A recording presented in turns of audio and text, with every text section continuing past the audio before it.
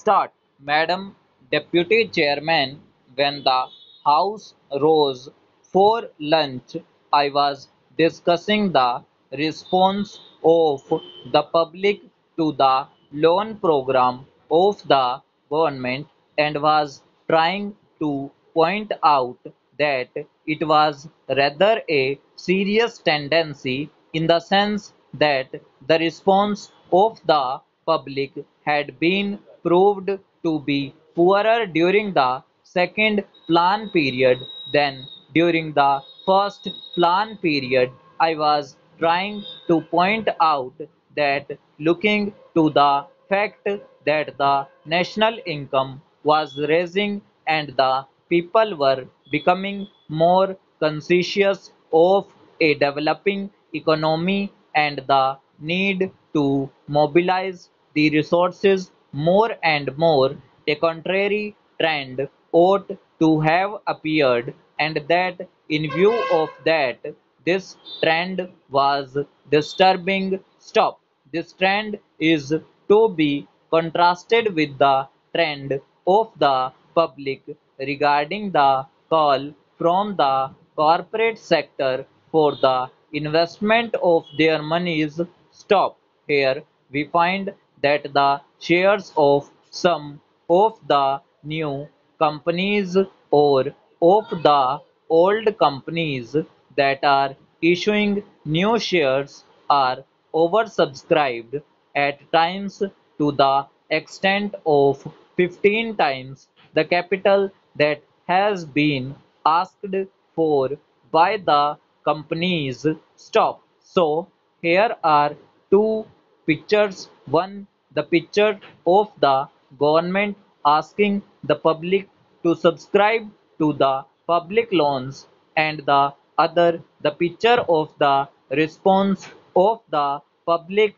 to the corporate sector demanding investments from the public. Stop. While on the one hand there is an enthusiastic response to the demand from the corporate sector, on the other there is a very poor response as far as the loan program of the government is concerned. Stop. This is a matter of some concern, and I feel that the government should pay more attention than just exhorting the people to save more and to hand over their savings to the government as the Honorable Finance Minister has done more than once. Stop. If it would have been merely a question of rediverting the money that is coming from the corporate sector to the public exchequer in the form of loans, perhaps the matter would not have been so serious. Stop. Then it would have been just a question of reallocation of the functions between the public sector and the private sector. Stop. But I feel that there is a large amount of money which is just changing to some lucrative channel, and that explains why the response to the demand from the corporate sector is 15 times. Stop. Para.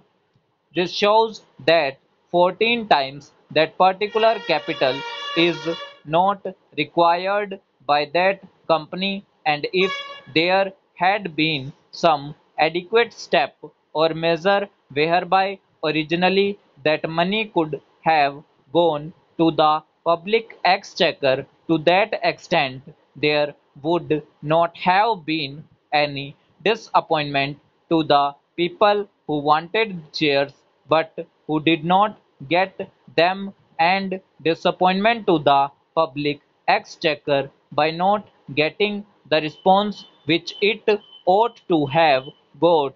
Stop.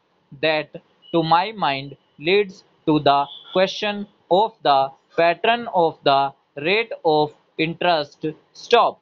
In a developing economy, and especially in view of the fact that a large number of companies are being plotted today which have got an element of growth in them, thereby attracting so much capital towards them, the government of India will have to take into consideration the question of the rate pattern of interest on their loans and to see whether something could not be done whereby the public will be attracted to a large extent towards their loan program then either to stop. It has appeared in the press that the question of supply and want is being reconsidered and that offers are sought to be made more attractive. Stop. If in the same strain, the entire question of the loan program is also considered. It may be possible that these loans also might be made more attractive and thereby more capital, which is today just changing the channels of profitable employment, might be diverted to the public exchequer in the form of public loans. Stop para.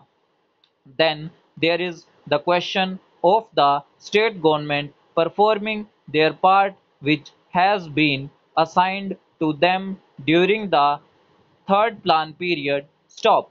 In this connection, I would like to draw the attention of the Honorable House to a very important recommendation which has been made by the Third Finance Commission, namely the appointment of a high power commission, namely, sorry, to go into the entire question of the allocation of financial resources between the central government and the state governments. Stop. They have argued the whole case in nearly 1.5 pages in order to show why it has now become necessary that a high power commission should be appointed to go into this important question. Stop. According to the Third Finance Commission, the allocation of resources